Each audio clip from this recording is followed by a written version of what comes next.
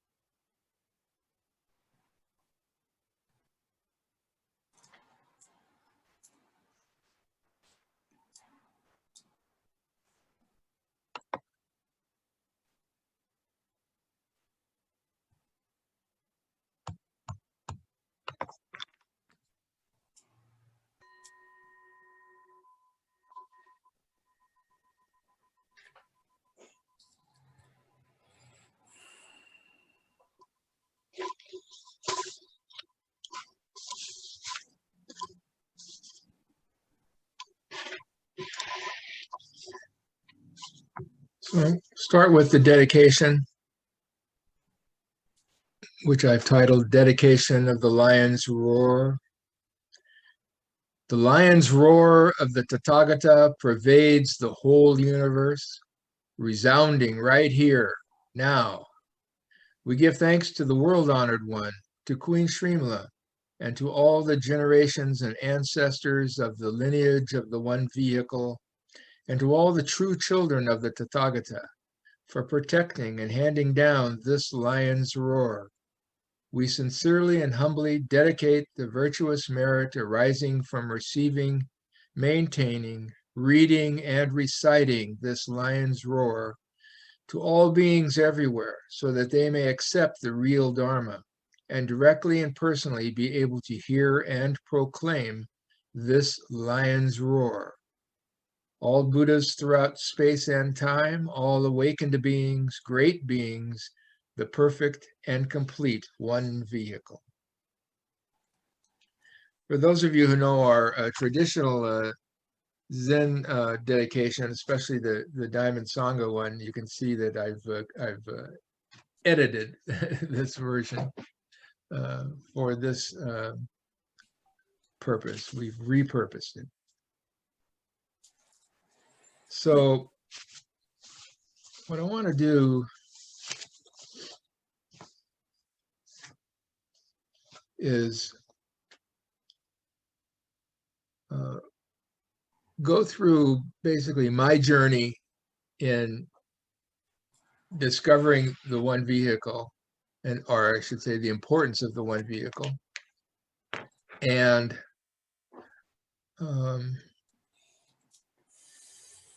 my journey to Queen Srimala's Sutra as a quintessential representation and expression of the one vehicle. So that'll be the introductory section. I'm gonna review, in some sense, because this is going to be open and available for all audiences. I'm going to do some foundational historical review and putting the one vehicle in the context of the history of Buddhism generally, and then also get to some of the history of the Queen Srimala's Sutra, what we can surmise or suppose about its origins. Of course, the challenge is going to be to speak to all audiences without losing people. So one thing I'm always having to be reminded of is if I'm talking too esoterically or too much with jargon or whatever, and someone doesn't get the word and wants a better understanding of the words that I might fall into using, feel free to go ahead and raise your hand or let me know you have a question. I want to have an engaged audience, and I want to have some discussion. In general, I want to talk for about, 45 minutes or whatever, and then have a more robust interaction and discussion. So I don't mind if you want to interrupt during the first 45 minutes if you have a question that will help you avoid getting lost. But the other kinds of questions about just like if you want to go down a side path based on something I said, just maybe hold those until I've wrapped up the first part of the talk. This is not guru yoga, for those of you who know what that means. So I'm not presenting myself as an authoritative teacher. I'm just presenting myself as a fellow Dharma student, or Linji called it the wanderers in the way, or wanderers of the way, kind of meandering around through the Buddhidharma.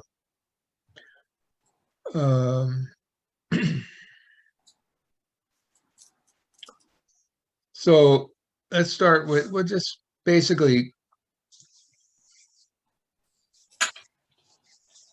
I'm going to give briefly an introduction about who I am and where I'm coming from. That my affinity with Buddhism started when I was about 19 in college. I was in a class on the world history of religions, world religions. And when we got to the Buddhism chapter and went through that, it was like, the light bulb went off and I said, that's what I am. So that was my first real experience with what's called affinity. I went on in school to study psychology, and specifically the psychology of Carl Jung, archetypal psychology, called sometimes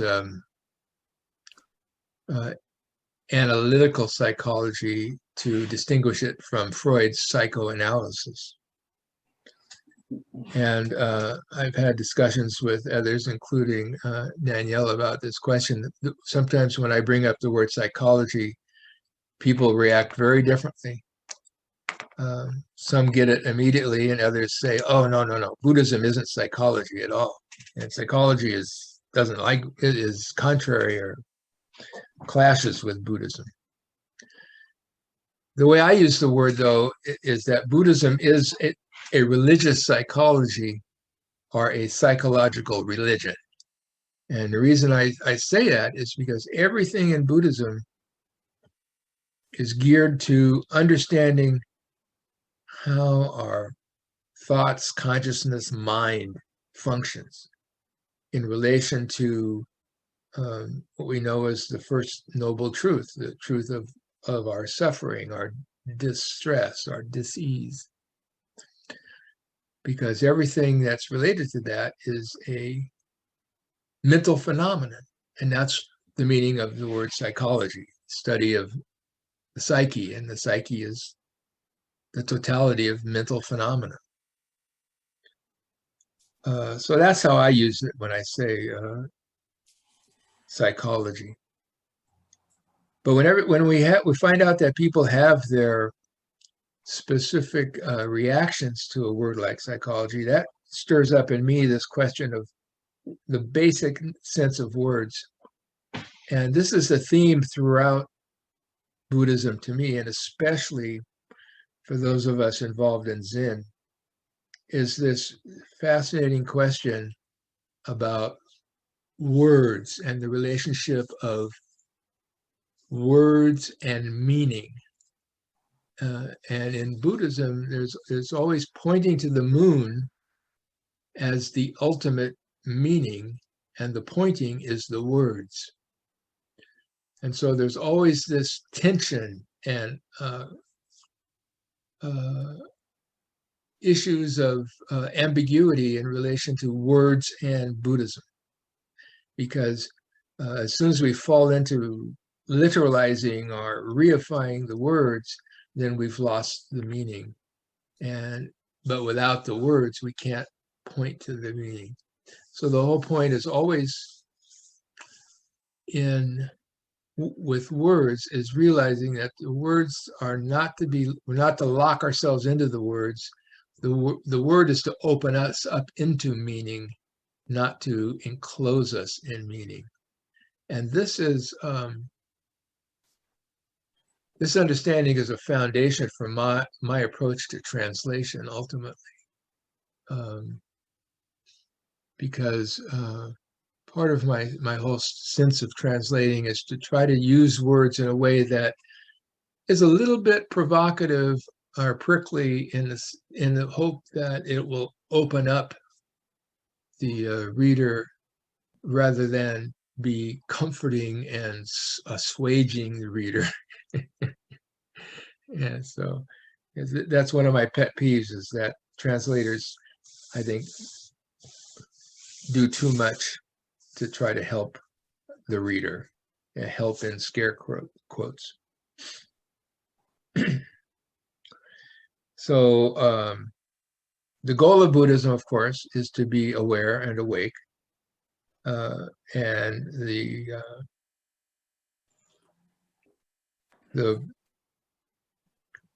should we say the point of that is already mentioned in terms of the foundation of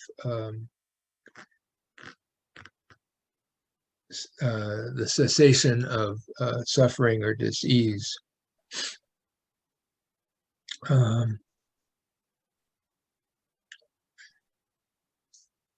The Queen Srimala Sutra presents the one vehicle, and I am going to get to a general statement of what that means. But it presents the one vehicle perspective of a handful of the most important teachings of Buddhism through the various iterations of what is called the turning of the Dharma Wheel of the teaching. So we'll get to learning that Queen Srimala's sutra addresses directly the one vehicle perspective of the Four Noble Truths, emptiness, this idea of Tathagata Garbha, which was the most recent. So those are like the three layers of a cake of teachings. And then the Dharmakaya, which is the most important fundamental issue related to the one vehicle. I'm going to say some things and then circle back to things. But right at this point, I just wanted to point out that the importance of this is related to the Lankavatara Sutra. And the Lankavatara Sutra also, it has a unique situation where it mentions Queen Srimala's Sutra. And the Lankavatara Sutra is basically a compendium, again, of one vehicle views of many, many issues in the Mahayana and the early schools. Some people have said it's very hodgepodge. It's like a bunch of notes kind of scattered around without a real central theme. But others have said, well, it does hang together pretty well, going from one topic to another. But it came after the Queen Srimala Sutra because it mentions Queen Srimala Sutra, and it almost is like a continuation of the theme. Now, one thing that goes on in Buddhism is sutras and treatises are shastras. A lot of people focus mostly, what we know of as the schools, like the Madhyamaka, Yogacara, and to a certain extent, there is no Tathagata Garbha school, but to the extent that there was almost one, it's related to the Ratnagotra treatise. And so the schools are all mostly based on treatises, at least the ones that came from India. When they came into China, they started with those schools. One of the schools was actually called the Three Treatise School, which referred to three treatises of the Madhyamaka. But then there also developed some schools based on sutras. The Tendai focused on the Lotus Sutra. The Pure Land school focused on the Amida Sutra. The Huayan school focused on the Avatamsaka Huayan Sutra.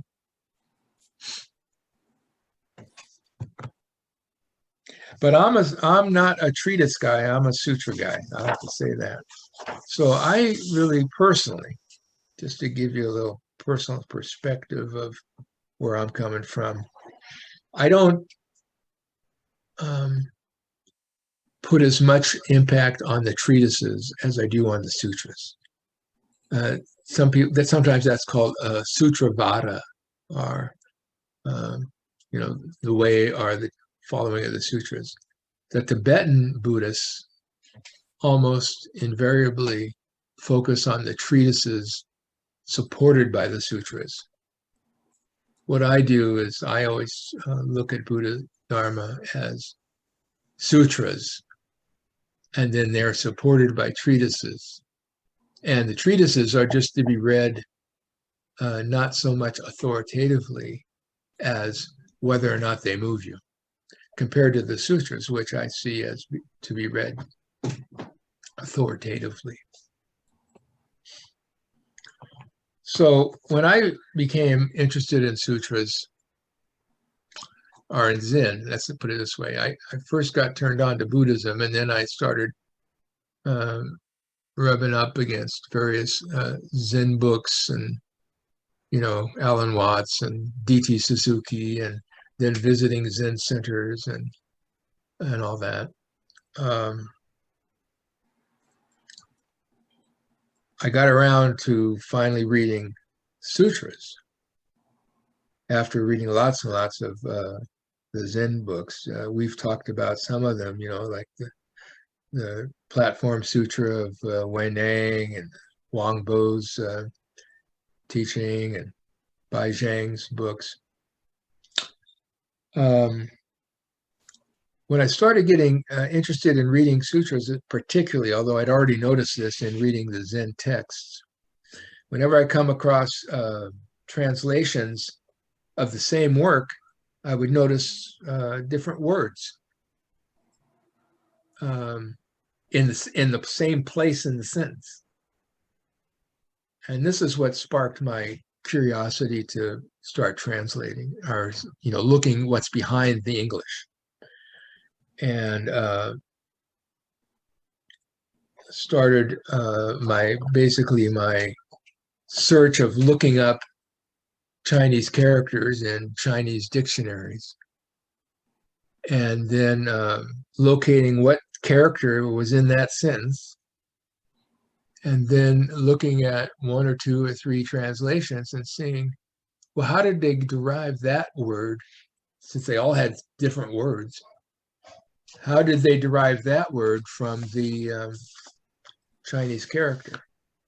So in that way, I was learning the different connotations of characters and, different meanings and how they were used. And at that same time, I was developing my awareness of the Chinese syntax and the funny things about Chinese language, where they have, well, and especially the older classical Chinese, but that I've been working with, from the 5th century translations, which Queen Srimala was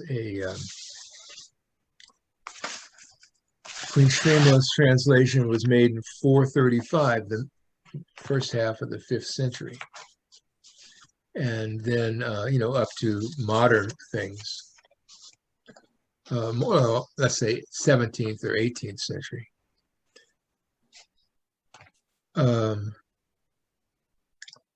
But in all these older ones, before Mao Zedong revolutionized the language as well as everything else that he tried to revolutionize. He added lots of pronouns and lots of prepositions, and made it more, let's put it this way, less ambiguous than the Chinese, than the ancient Chinese or the classical Chinese, which had very few pronouns. It had the pronouns. It has the pronoun I, but it's a single character that you have to read it in the context as either I, me, or we. There's no different characters for the three. It's only the one character. And there's a character for you, and of course that it's no way of telling whether it's singular or plural. And there's characters for the third person pronoun, it, them, they, he, she, but it doesn't designate any of those distinctions. But most often they don't even use them because they just apply it. For an example that we know, in Bodhidharma's encounter with Emperor Wu, he says, after the encounter of no merit, and the Emperor Wu says, well, who the heck are you standing here in front of me? And the text says, don't know. We don't, there's no pronoun. It doesn't say, I don't know. It doesn't say, you don't know. It doesn't say he, she, or they don't know. It doesn't say whether it's you shouldn't know. It just says don't know. So that's the kind of ambiguity that there is. And this kind of ambiguity is what created the myth of Chinese obscurity when the English people came and tried to figure out Chinese language, because all of that stuff was lacking and couldn't be spelled out and tied down. So basically, my disclosure is always that I'm self-taught autodidact when it comes to translation. The only education I had was one semester of Japanese conversation. And beyond that, and that included just the introduction to these are the kanji, which are the classical Chinese characters. And so, in that class, we learned about 10 kanji. But that was enough to, in my feeling, to like allow me to enter the playground and do what I was doing about just searching through dictionaries and looking at the text and being able to identify characters and then build basically, I have been I started off with this, what's called the,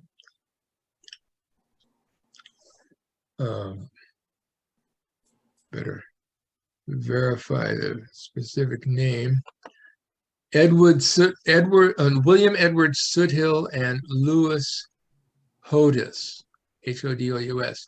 They wrote a dictionary of Chinese Buddhist terms many years ago. And what I've done is taken that as my starting dictionary and go to other dictionaries online, like the Digital Dictionary of Buddhism and the WWWJDIC dictionary. And when I find words I haven't seen before, I go to those dictionaries and then I pop them into this other dictionary of Chinese Buddhist terms. And so that's how I've collected my personal database of the terms, which I refer to most usually. So because of this method, I like to call myself a shade tree translator, like a shade tree mechanic who works on cars out in the yard. So I'm not an academic. I'm not a Chinese speaker. I frame it as a Chinese decoder or a Chinese cryptographer. But I do have confidence in what I do. Interestingly, just as a little aside, the first major work I translated, besides some of the different verses and like the Song of Zazen, the Heart Sutra, the Sandokai, the first big work I did was the Gateless Checkpoint, or known as the Gateless Gate or the Gateless Barrier. I was inspired to do that because I found an online reference to a handwritten copy of it in an online Chinese museum, a museum of online Chinese museum. Fascinating source it was. It has since been lost to the internet. I don't know what the heck happened to it.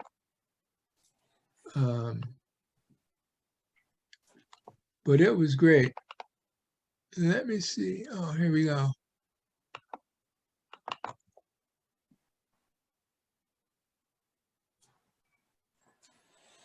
Okay, I'm going to screen share this page if I can. Let's see what I can do here.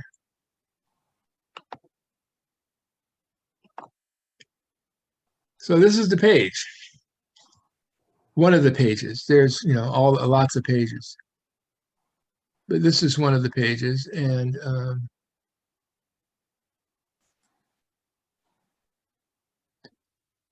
so this was fun to look at. And then I started with this and started comparing it to a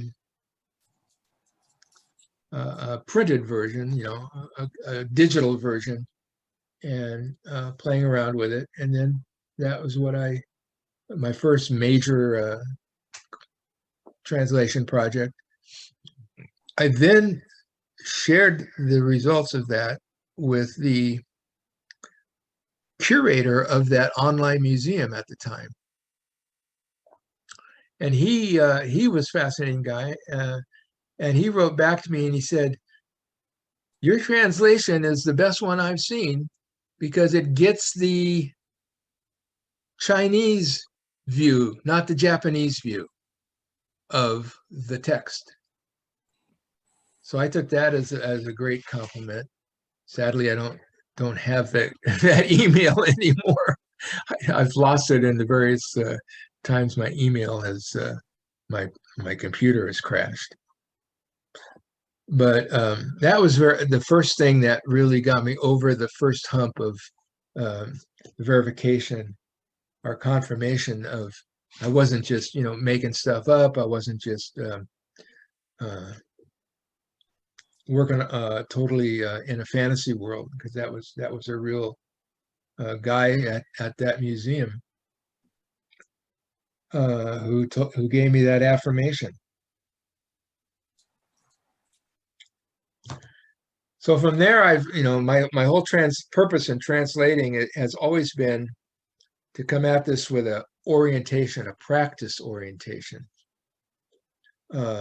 The academics, when we read most of the books, I just wonder, I shake my head sometimes and I say, do these people really know anything about Buddhism beyond what they learn in studies? In the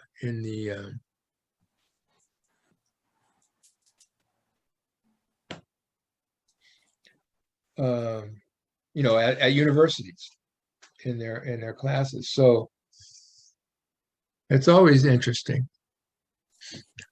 So I want to let's see what we got here. What else we got? Right now, since I mentioned it.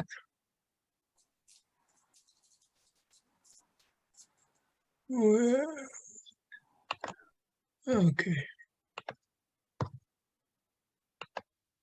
Okay.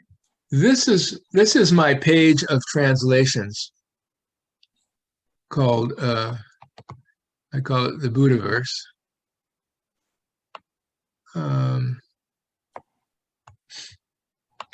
I'll drop the link after I close the share. I'll put the link in the chat. So this is what I've got here on my Buddhaverse page, the Heart Sutra. They're in the order of when they were written. The Heart Sutra, Inscription on Faith and Mind, the Agreement of Meeting Together, that's the Sandokai. This is a fascinating book piece because the title has 3 words, Sandokai in Japanese, Sandongji in Pinyin. And those 3 words, everybody who translates them gets a different title. So that's very fun to see the 12 different titles. But because the word san in Sandokai is the word for sanzen and dokusan, I translate it as meeting. And the word do can mean it means the same, or not different, or equal, or together. So and the word kai means agreement, as in 2 things agree with each other. So that's why I translated that way. The Song of the Straw Thatched Hut. This is the Sandokai is by Shirdo, and the Song of the Straw Thatched Hut is also by Shirdo. So I did his. inscription on silent illumination. This is a verse by Hongzhi Jinghui of Jiantong. This is the grandfather of in the Dharma. I think he's the grandfather, maybe the great grandfather in the Dharma of Dogen. You can see he died in 1157, and Dogen was born in 1200. The thing that's most interesting about this one. Oh wait, no, I'm thinking of something else. I'm thinking of a different one. All right, so then I did. Then here's Hakuin's Zazen Wasan, Song to Sitting Meditation or Ode to Sitting Meditation. When I did this one, the most interesting thing I've discovered was that the word Zazen, sitting meditation, only appears in the title and doesn't appear in the text at all. But almost every translator who translates it puts it in the text.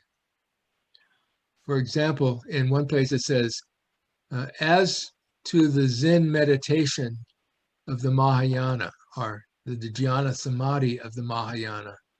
And almost every translator changes that to as to the Zazen of the Mahayana. In another place it says, with just one sitting, all our crimes are wiped away. And then people also, instead of saying just one sitting, they say just one Zazen. And then I've got like pages that talk more about how I put together the translations. And then I've got the Gateless Checkpoint and the Blue Cliff Record. The Gateless Checkpoint is complete. The Blue Cliff Record is mostly just the koans without any of the commentary. And then there's my blog. The blog is where I talk about Buddhism and where I've posted the pieces of the that go with this group. The first post in the group starts with the dedication, and then it has a table of contents. And so the green shows that I've got 4 posted so far.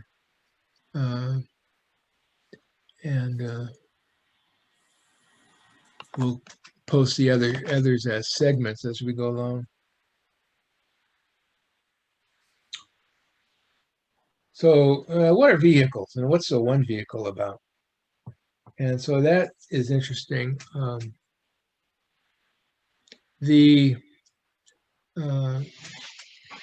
Buddhism developed from what was called the teachings of the Buddha developed, and the legend is that after the Buddha passed into parinirvana, the arhats had a convocation and were together to recite all the sutras. Ananda, it turns out, had the best memory and was the one in charge of reciting all the sutras. After that, there was a latecomer to that assembly who said, well, wait, Ananda doesn't know them all. But he was kind of, nobody really paid attention to him or cared about what he was pointing out. So from that very first meeting, there was somebody saying, there's more to the Buddha Dharma than just what Ananda remembers. But the assembly said, no, we're going to go just with what Ananda remembers. This is the story, the legend. And so that became the basis of what's called the Sutta Pitaka, the basket of the suttas.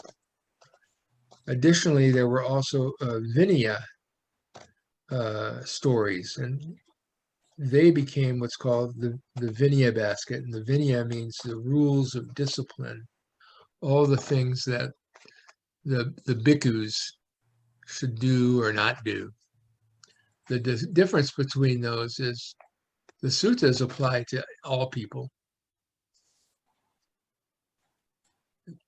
laymen and monastics.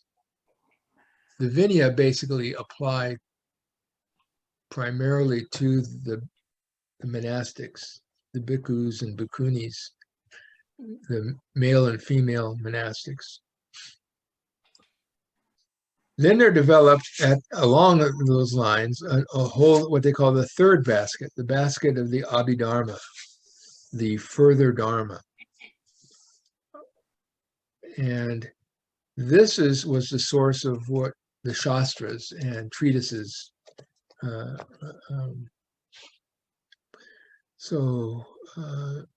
Because they were authoritative works in the sense that they came from people recognized by the whole assembly as arhats and honored ones, aryas, they became incorporated based on a sort of consensus when they got handed around. Originally, the monks were not allowed to stay anywhere for more than 3 days at a time, the bhikkhus of the Buddha. And then they developed the rainy day retreats developed where they could stay in one vihara for up to 3 months during the rainy days. And it was at this time where they shared all the stories. They shared the stories of what the Buddha said, and everybody began their story of what they heard with "Thus have I heard." And that was like you go into court and you say, "I swear to tell the truth, the whole truth, and nothing but the truth." And that was their swearing in that the story they were going to tell was what they heard. And then, of course, because they're every year they're going to a different rainy day retreat, some of them would tell the story they heard at the previous one. So they didn't hear it directly from the Buddha, but they heard it from somebody who heard it from the Buddha. So then they passed that along. And Ananda, eventually 20 years into the Buddha's teaching career, Ananda shows up and he now hears all of these stories. And so he also, of course, is saying, "Thus have I heard," to affirm that he heard these and he's not making them up. The point of that is just to say that after the Abhidharma started being built up and collected into what they call a pitaka or a basket, then human beings, we broke up into different ideas and contests and arguments about what did the Buddha mean, what's going on here, what did he say, and they would adopt. It's sort of, we all know the image of arguing about how many angels on the head of a pin, and that was the Buddha's version of that in many cases. They argued over such things as, can an arhat have nocturnal semen emissions or not? Because what is the perfection of an arhat? And they argue over whether someone should be able to carry a certain item along with them. There had at one point been a limitation of 7 items that a bhikkhu could carry along with him. Things like that. In one of the last of the suttas, someone, I think it was Ananda, I forget who it was, asked the Buddha, well, what rules are we supposed to keep and which rules are we supposed to, are able to change? And the Buddha said, you should keep the major ones and it's okay to change the minor ones. But nobody asked him which ones were the major ones and which ones were the minor ones. So at least if they ask him, it's not recorded. So there were arguments along those lines with, well, wait a minute. Some people said, look, we've got to be realistic. We can change some of these minor ones. And so the story is about 100 years later, there was the first schism, big schism. And they developed into two groups, those called the elders, the Sithvara. I'm not real good with pronouncing the Sanskrit words, but the Sithvara and the Mahasamgika. Mahasamgika is a Pali way of saying the Mahasangha, the great assembly. So with this first schism, we had the elders saying, no, we got to keep everything exactly the same. So they are what we would call the conservative branch. The Mahasamgika said, no, we can look at things with the fresh light of today and have a different view. Now what happened was, once we have these two branches, each branch subdivided with more schism or differentiation of different points. There were 6 on the elder side and about 12 or so, 11 or 12 on the Mahasamgika side. So at one point in history, in the time, they could count 18 schools, and the 18 schools became the title for early Buddhism. And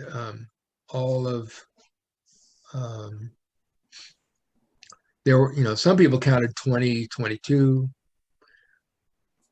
but for some reason the 18 schools became the most commonly used designation for the divisions that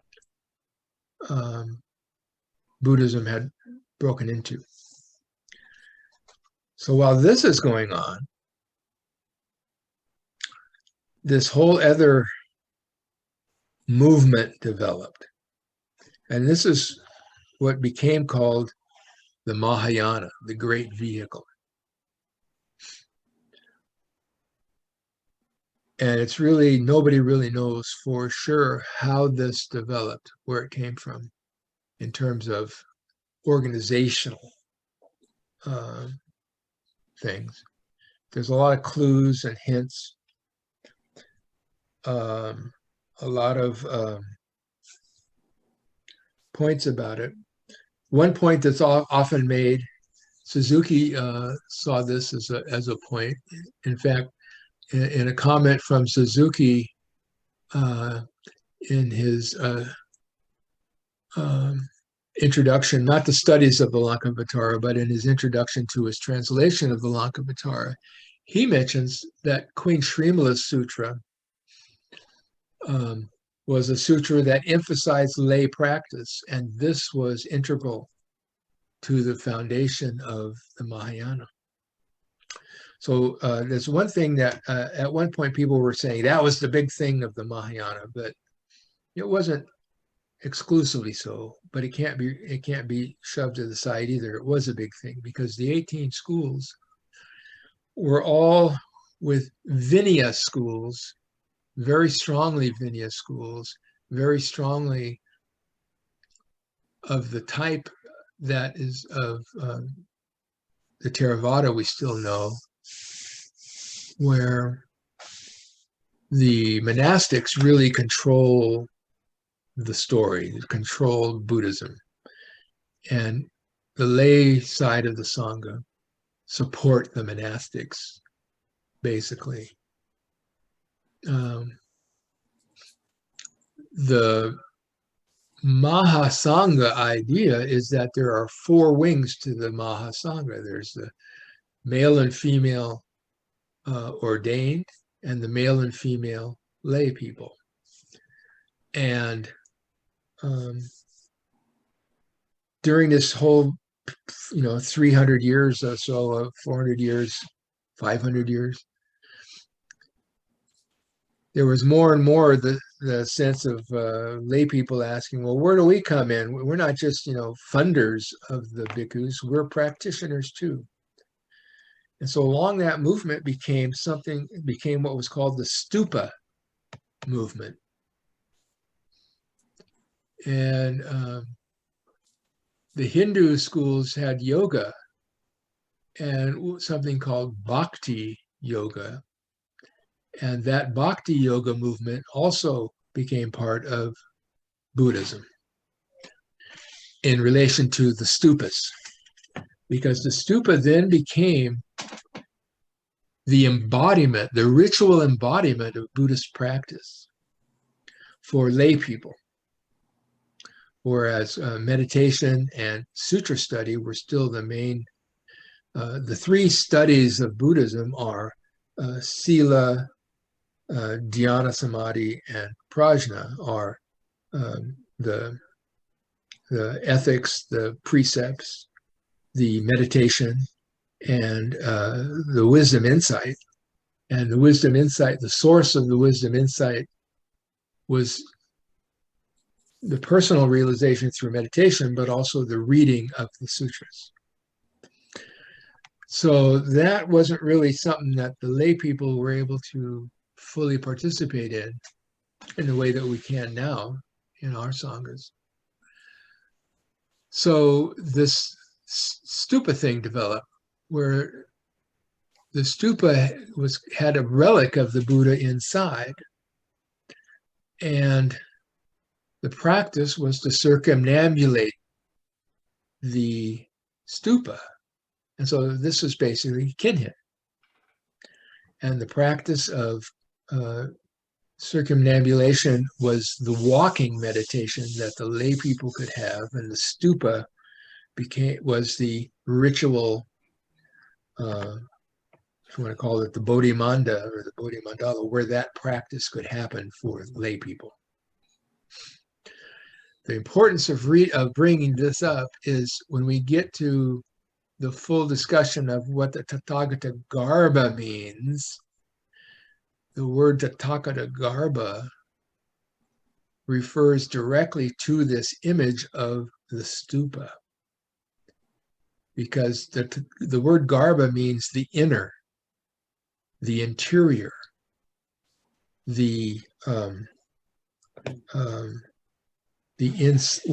it points to the inside of something.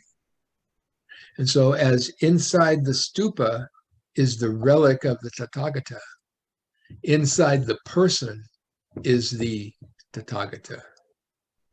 Now, the Garbha has been translated as womb or fetus, embryo, because inside the woman, that's the innermost place within a woman. And so that became a very lively and provocative image to use for the translation. But also, it could have been called the bedroom of the Tathagata if you were talking about a house, because the Garbha of a house is the bedroom, that innermost room. Or it could have been called the Sanctum Sanctorum, because the Garbha that's the name we have for the Garbha of a temple. But the reason I want to talk about this is because the stupa practice is important for how the Tathagata Garbha, Buddha nature, theory, concept, idea, developed in Buddhism. Because basically the stupa idea presented the Buddha, the image of the Buddha in the stupa and the person circumambulating around it, but that also became the practice for visualizing what it is we're circumambulating and what is the Buddha within, what is the Tathagata within. So that became a very important aspect of the development of this whole thing we call the movement towards the Mahayana. But it wasn't just a lay practice people going on. There were monastics working in this new area of opening up, and started these we would call the Bodhisattva Scholars, the monk Bodhisattva Scholars, who are unknown and unnamed, who started writing the sutras from around the beginning of the Common Era with the Prajnaparamita Sutras, the first century of the Common Era with the Lotus Sutra, and then all the sutras after that. We don't know who the authors are. We don't know how much of those were the Pali Canon wasn't written down until about 100 years before the Prajnaparamita Suttas were written down. So we don't know how much of any of the Prajnaparamita or the other sutras like the Lotus or like the Avatamsaka Sutra, which is a collection, and some of them are just as early, some of the pieces are considered just as early as the Lotus. We don't know how much of that was an oral tradition before they actually got written down. The point of that being that there was all this stuff happening without official organizations for them. When the earliest Chinese, none of that was really written down historically. All we have is what's left by treatises that were written and the sutras themselves. When the first Chinese missionaries or travelers went to China to try to find out more about this new Buddhism that had been imported to China, we've got a couple of various reports from between the, I think it's the 3rd and 7th centuries, where they took surveys of who was in the Buddhist monasteries that were still going in India, and they would put down, they would say at this monastery there were so many Mahayana monks, and at this, and next to them in the same monastery there were so many Hinayana monks. So we know that they were living together side by side in the same monasteries. They were using the same general Vinaya, and they what made them different was basically that the Mahayana monks read and studied in the Mahayana Sutras, the Prajnaparamita, and the Hinayana monks read and studied what are now left as the Pali Canon. So between the time of the 18 schools and the time of this kind of division, the yanas became more important in determining the identity of the Sangha than the being in a certain school. And yana is the word that means vehicle. And one of my, just a little footnote is, again, you'll get translators who will translate yana as path, like Red Pine does in the Lankavatara Sutra. He'll translate it as one path. And if you don't know, you think he's saying the word path, either marga, one marga. He says in a footnote that he translates one vehicle as one path. But if you skip over the footnote, you don't know that. So yeah, that's why I always try to use the word vehicle when translating the word yana, because I want people to always know that we're talking about this scheme of the vehicles. So what happened was vehicles developed. Now, in terms of this generalized division between the Hinayana and the Mahayana, the Hinayana means the lesser vehicle, and the Mahayana means the greater vehicle. Obviously, we now know the pejorative sense of what the lesser vehicle meant from one perspective. But there was also another version called the three vehicle version, which said the two vehicles were the Shravakas and the Pratyeka Buddhists. Shravakas meaning the hearer or listener disciples, and the Pratyeka Buddhas meaning those who've awakened independently or awakened by their own analysis of causation. The listener disciples are the ones who become arhats based on the teachings of the Four Noble Truths and the Eightfold Path. The third vehicle, the Bodhisattva Yana, the Bodhisattva vehicle, were those who were practicing primarily the Prajnaparamita and the six paramitas as the alternative practice to the Eightfold Path. So that became the big. That's sort of like as everybody was going shoulder to shoulder in the monasteries and sorting themselves out, the Picayune differences of the 18 schools fell to the wayside. The Prajnaparamita Sutras made such an impact in the way that they codified the teaching of the Bodhisattva vehicle that now all the monastics basically migrated to one or the other. For a long time, they lived shoulder to shoulder, but as it went on, clearly what happened was the people who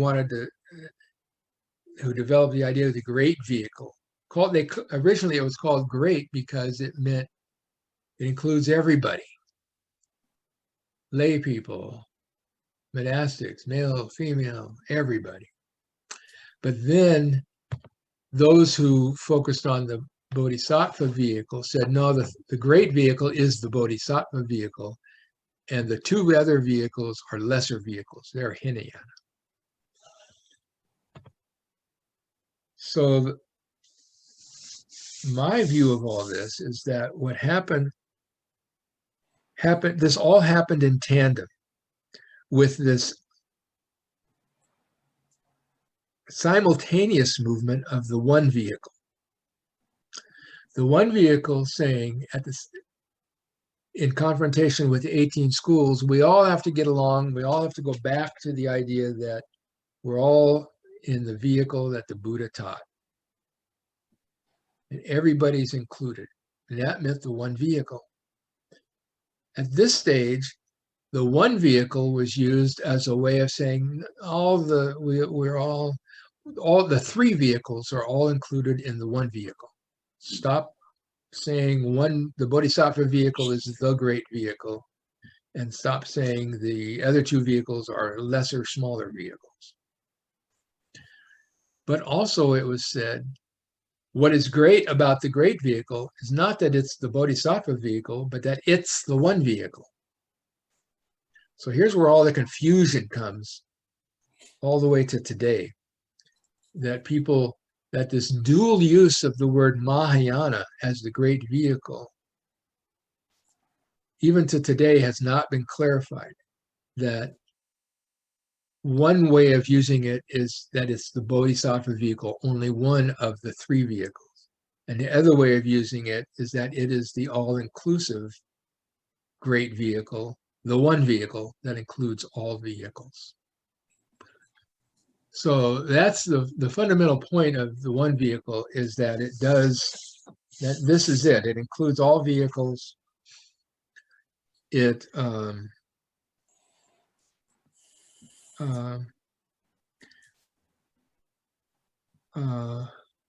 let's see, do I have that? I'm just going to read one bit out of this book. Oh, okay, here, let's go to this.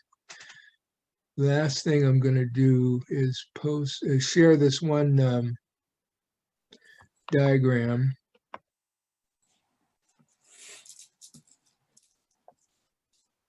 Where did it go?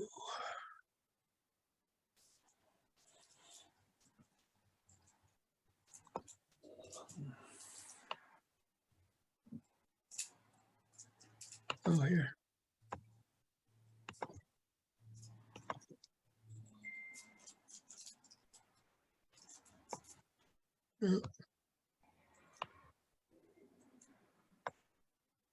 Oh no, it's not there. Oh, wrong one.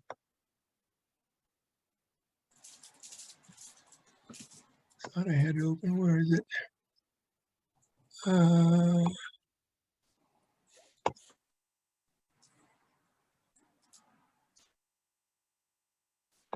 here it is. Okay. All right. This comes from the book there, The Way to Buddhahood. Instructions from a modern Chinese master, Venerable Yun Shun. And this is a diagram that he has. And what he's talking about here in terms of the vehicle, the Dharma common to the 5 vehicles, the Dharma common to the 3 vehicles, and the Dharma, the one great vehicle. So here he is using one great vehicle to show that he's using the word great vehicle in that sense of being the same as the one vehicle, not in terms of a third vehicle to the other 2 vehicles. So he says here, in this 3-story pagoda, there is a dependent and inclusive relationship from the bottom story to the top. With the bottom level as a foundation, the middle level can be built, and only with the lower and middle levels as foundations can the top level be built. If one wants to build the top level without constructing the lower and middle levels first, one is bound to fail. Then he said, later on, he says, in order to suit people's various capacities, the Buddha Dharma is skillfully differentiated into 5 vehicles: the human, divine, Shravaka, Pratyeka Buddha, and Bodhisattva. So that use of the term 5 vehicles refers to the people, humans and devas, Shravakas, Pratyeka Buddhas, and Bodhisattvas. So when it's talking about the Dharma common to the 5 vehicles is about the Dharma of, sometimes it's called the Dharma of humans and gods, because Buddha was called a teacher of humans and gods. And it's common to everybody. Then, when the Buddha spoke of 3 vehicles, Shravaka, Pratyeka Buddha, and Bodhisattva, he emphasized the teaching of renunciation, and that means, or the ordained primarily, but also it has other connotations. For people with different capacities, of course, the doctrines have to be different. The Buddha who also spoke of the differences between these 3 vehicles, but all are simply ways to become a Buddha. To return to the ultimate, there is only the one vehicle, the great vehicle.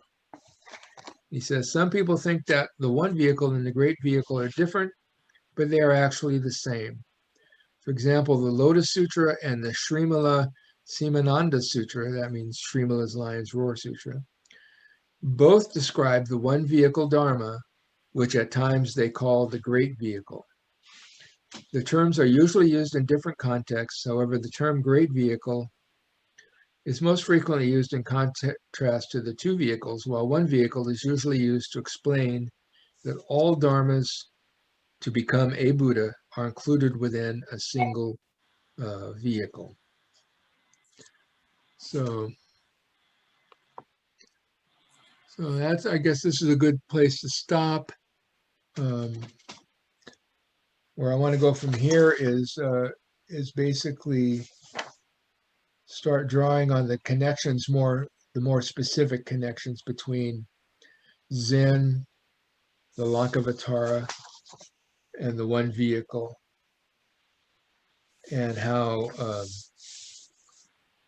to present the thesis that Zen is the one vehicle, and then from there go into more specifically the details of the Srimala Sutra as as I say, the quintessential statement of the one vehicle. Because the Lotus Sutra, some people laugh and they say, the Lotus Sutra says it's about the one vehicle, but there's no one vehicle in the Lotus Sutra. That's a very common in-joke you'll hear of people talk in Buddhist circles. It never gets around to teaching the one vehicle. Of course, the Lotus Sutra completely teaches the one vehicle. It just does it by parables and stories, not by the didactic, intellectual type of teaching. But the Queen Srimala Sutra is the one that does fill that gap of laying out in the more organized way what it means to have the perspective of the one vehicle in looking at the Buddhist teachings themselves.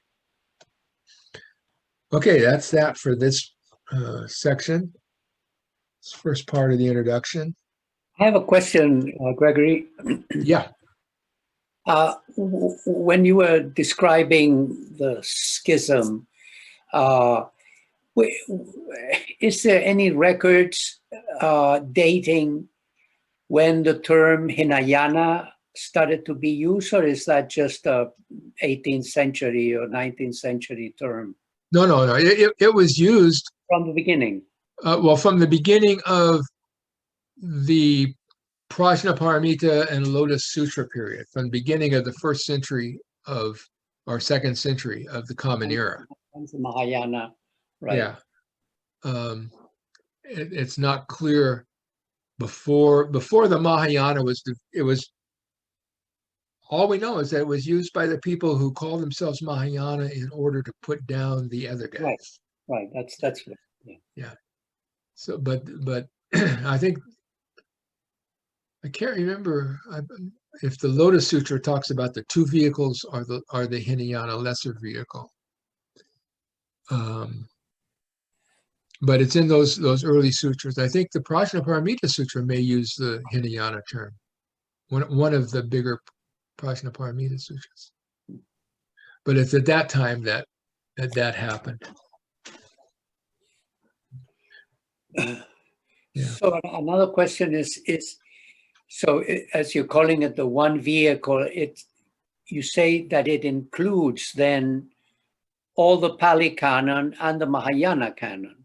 Yeah, like that in that picture that Yen Shun uses. That's the first floor. So all of that is included in the first floor, and some of it included in the second floor, because of because that's part of the three vehicles. The Shravakas is included in that second floor. So basically, that first floor, when they say the teachings of humans and devas, a lot of that is what was called the introductory teaching of the Buddha, where he would teach ethical behavior and those kinds of things before rubbing people's noses in the Eightfold Path. He would be more general, and they call these introductory teachings, with the idea of you have to have good behavior because of the karma, and you want to be reborn in a good human life, or you want to be reborn in a heavenly realm. The only way you can do that is through good behavior, karma. And so those were what are called the teachings related to the five vehicles, that include the teachings related to humans who are not ordained into the vehicles. So is there a teaching in Theravada or Sarvastasatan, you know, I mean, all of the first 8 that you didn't you named Right. the number. Yeah, Sarvastivadins, the Sotrantikas, a whole bunch of names. Is the concept of Buddha nature, is it in any of those? And the concept of the concept of Buddha nature, and that Buddha nature, that every being has Buddha nature, is that ever mentioned in some of in the Pali Canon? I mean, to generalize, you know. In general, no. It's mentioned. What is analogous to it, or what is seen as the seeds of it, is terms like chitta prakrti, which means the original mind, or the natural mind, which is what's called the pure original mind. That's in the Pali Canon, and that's seen as one of the seed that was used as, well, yeah, that pure original mind is the Buddha nature. There's also I think there's one, but otherwise, no, not specifically that sort of fruition of it. That's why the Buddha nature theory or concept or teaching is seen as what developed out of those basics. That a lot of it was like, well, if everybody can be a Buddha, how can that be? So everybody has to have the nature of a Buddha. Otherwise, we're all barking up a tree with no limbs or whatever, you know. But is it in the Theravada, like we speak in Zen, for example, that that to become a Buddha? I mean, we often say that in Buddha's birthday, for example, and this is interesting because I'm supposed to give a talk for the Vesak celebration in South America, and I said, you know, in Zen, we celebrate Buddha's birthday at one point, then we celebrate Buddha's enlightenment in another point, and parinirvana is not, you know, I mean, we know what it means, but we don't necessarily celebrate. So I'm wondering if the idea of Buddha's birthday, you know, that in a way it's a good metaphor of our own birthday, you know, right, of our own, a reminder that we have our own Buddha nature, that we are Buddha nature. You know, that kind of a thing. I wonder if it's too foreign for in the Theravada, you know, what nowadays, you know. In fact, Bhikkhu Bodhi is going to be the main guy speaking here. Well, there is, well, if you want to get into the, remember your esoteric Theravadan book talks about that, yeah, but that you don't want to get into that. No. But no, it's not that I wanna say anything about it. I just, you know, I just want to know how radical it might be to say something. Well, I say Vesak as we celebrated in the Zen tradition. It's Buddha's enlightenment and Buddha's awakening. You know, on 2 different dates. Right. So no, it's not that it's not necessarily that I was asking because of necessarily the talk. I want to make the talk just the way as if I was talking to you guys, you know, because it's in the Zen tradition. So just open up that kind but of. the terminology is not there, but there's lots of I've seen. I don't recall the mind exactly. other than the original mind phrase, there are that is mentioned. there are references to awakening and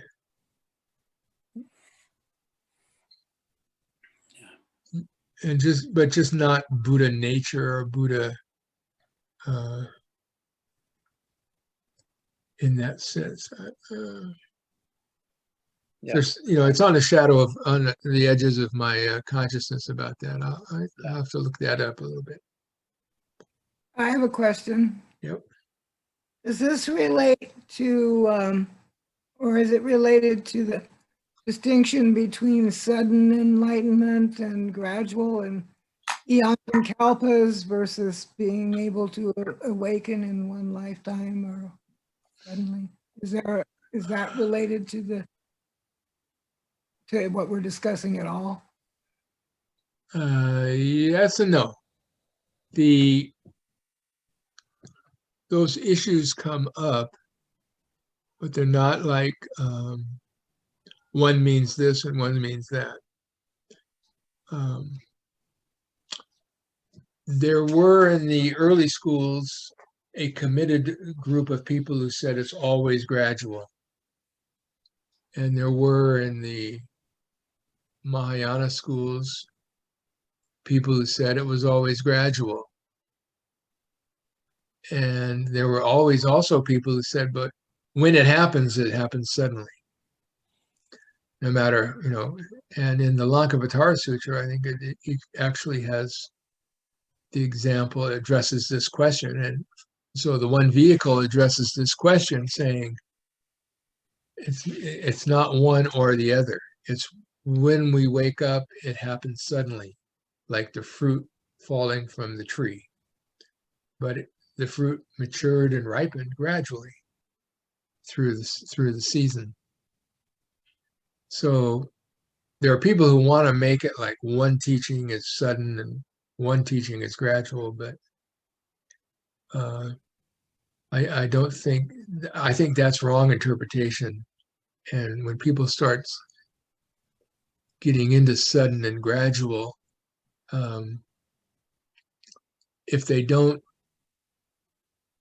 present a view of how both are just ways of looking at the same thing, then there's a problem with their understanding. That's how I look at it.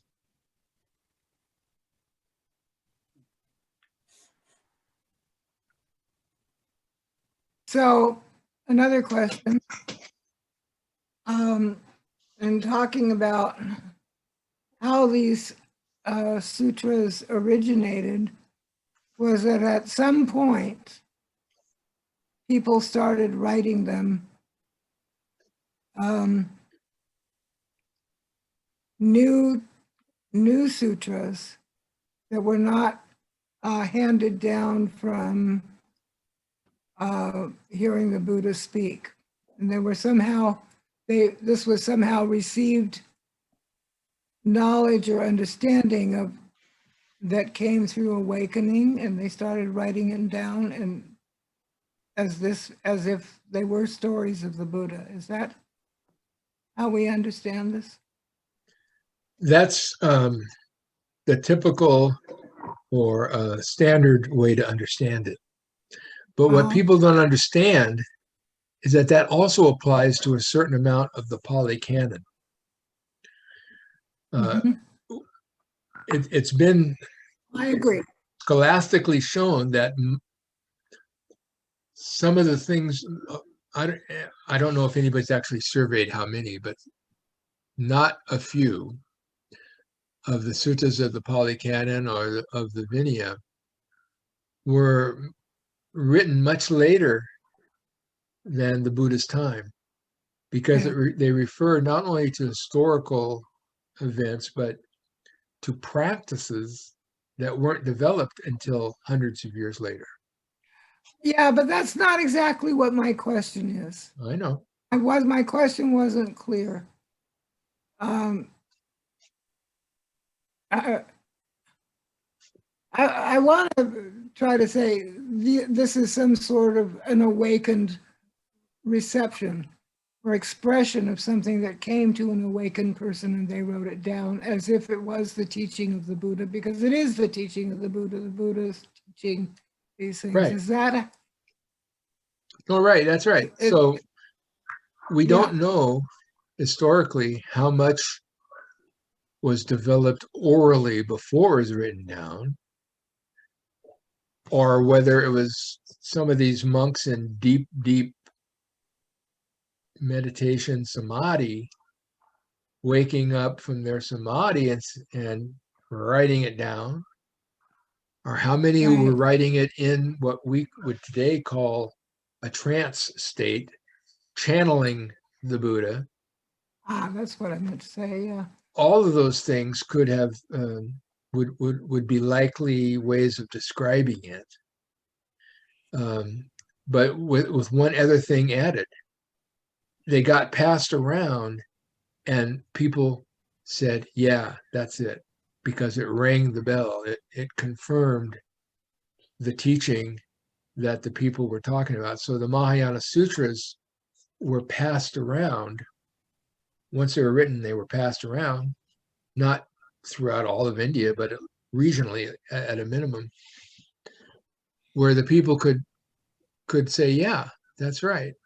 We accept this as the word of the Buddha. So the Theravadins reacted strongly against that. The most conservative, the liberal Theravadins didn't mind it at all. The conservative Theravadins really reacted to it and said, all this Mahayana stuff is not the Buddha Vacana, not the word of the Buddha. It's all imposter stuff. So that's when you started having, it's sort of this question of which came first, chicken or the egg. Did the Mahayana start calling those guys Hinayana because those guys were now calling the Mahayana fake, or vice versa, but it happened that the two groups started using pejorative terms with each other, to where the adherents to the Pali Canon, the most conservative ones, did not even accept that the Mahayana was real Buddhism, because they couldn't demonstrate that sort of claim of historical sourcing of the sutras. Gregory, this story is very Mahayana story, of course. Nagarjuna, what century was he? He was the 200s. Common era. Yeah. This in Nepal, I think outside Kathmandu, if I remember correctly, there's a place called Swayambhunath, and there's a little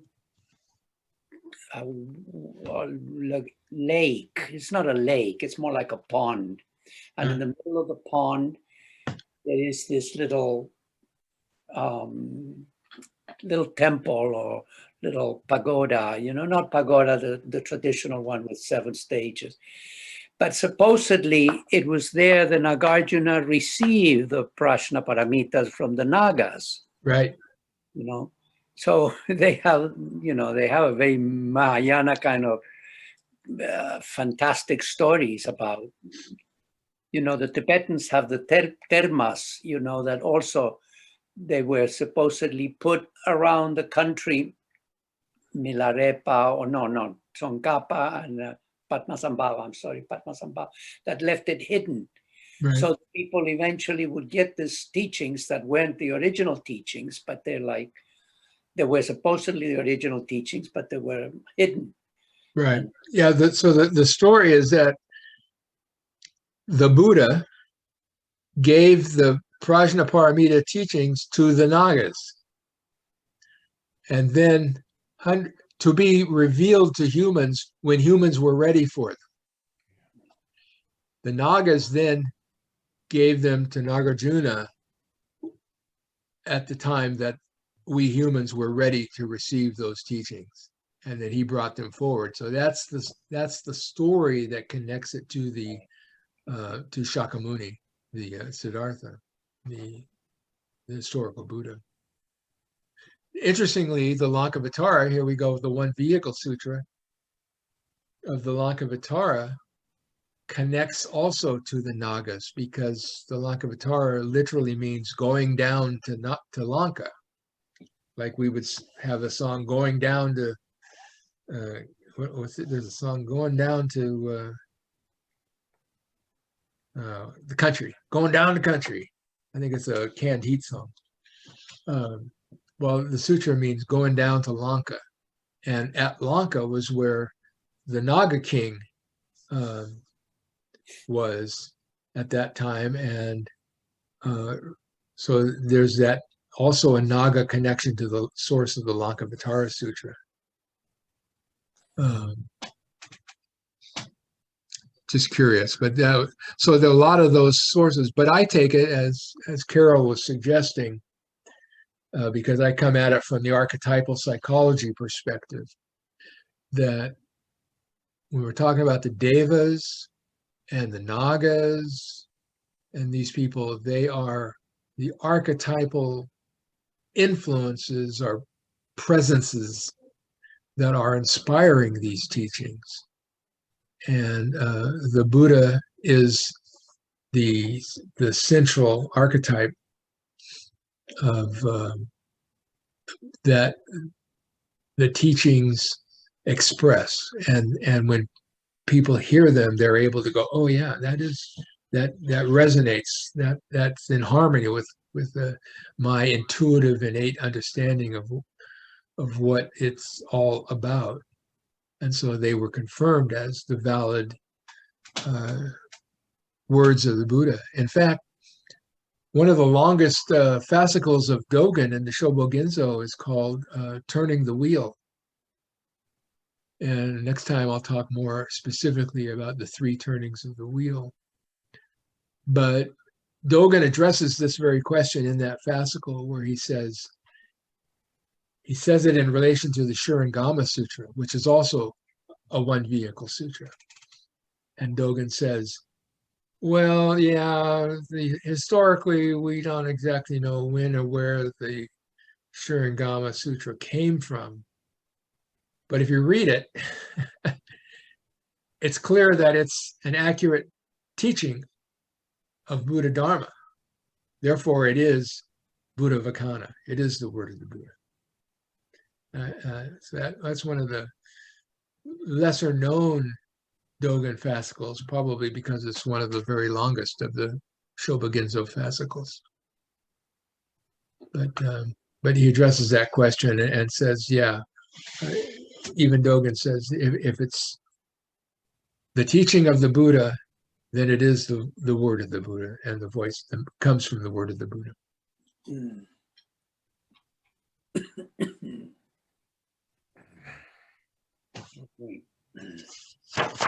Any comments on, happy to get feedback in terms of whether this was too laborious or off. You know, I always go a little longer than I expect. And how should we read for next time? well, just I better do that. Just, to sort of know where I'm headed and going to cover, it's the 2 introductions parts of the blog.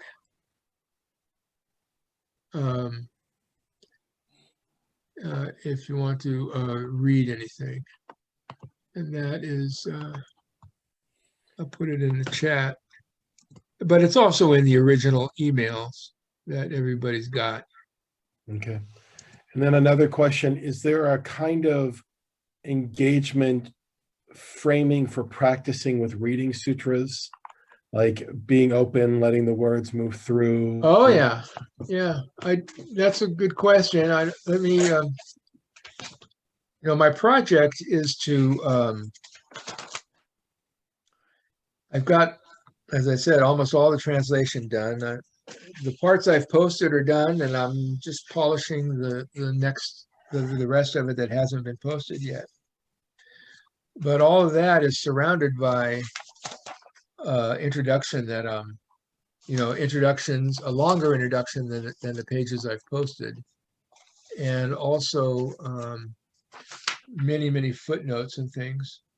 So I'm only able in this, to talk about some of them. But one section of the introduction is exactly that you've mentioned. I'll find it here.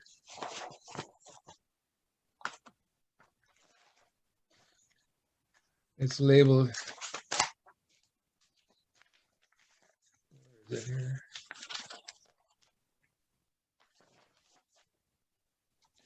How to read a sutra generally. That's awesome. Thank you. A sutra should be read with reverence and faith, not preconceived beliefs. Reverence means to read with an open mind, and at the same time, trusting in the assurance that the three jewels, that's Buddha, Dharma, and Sangha, are trustworthy. Trusting in the assurance that the three jewels are trustworthy. One aspect of faith means to read with the trust that the sutra has a purpose, and reading with an open mind will reveal the purpose and make that purpose real in our lives. Another aspect of faith is to know that the words of the sutra are not to be believed in as an objective or intellectual doctrine, but trusted as pointing to our own mind ground of Buddha nature, as a finger points to the moon.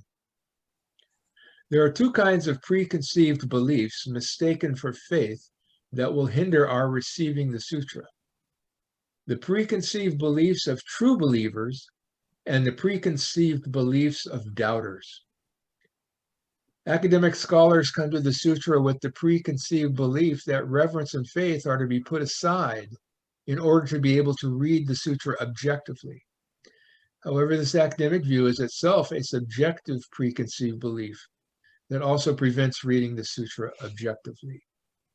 The academic scholar misses the forest for the trees, misses the practice for the program. On the other hand, it is just as wrong to read the sutra with the uncritical views of a fundamentalist true believer. Faith does not mean to be uncritical of what is heard, but to listen carefully, knowing that the meaning is not contained in the words, but in the import that the words are pointing at. Faith in Buddhist sutras means to trust that the sutra is speaking of our own mind, not something foreign to us or outside of our own mind. The fundamentalist reading is not a faithful reading because it posits a literal meaning outside our mind and calls this the literal objective truth. Reading like that misses the trees for the forest. That's not objectivity any more than an academic bias. The reverential open mind means to read the sutra in a manner to receive it and hear it on its own terms, and the faithful mind means to read it critically with an ear to hear and become aware of the nature of mind that the speaker is actually pointing toward. Right. So that's the gist of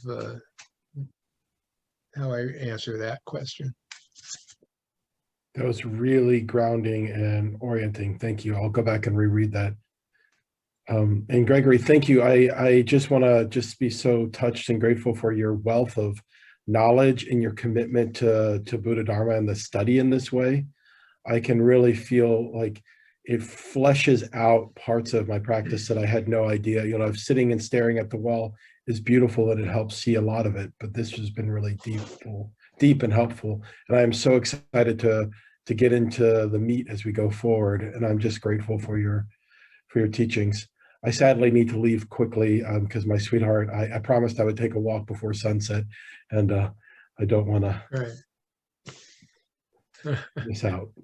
Well, it's after 7:30. So. Yeah, we've gone a little 15 minutes over the expected time, but that's how I roll. I thank you for your generosity, and I'm feeling enlivened and inspired. Thank you. Yeah. Thank you, Yeah, everyone. thank you all. Thank you very much. Thanks. Bye, you all. Thank you very, very much. Yeah. Bye.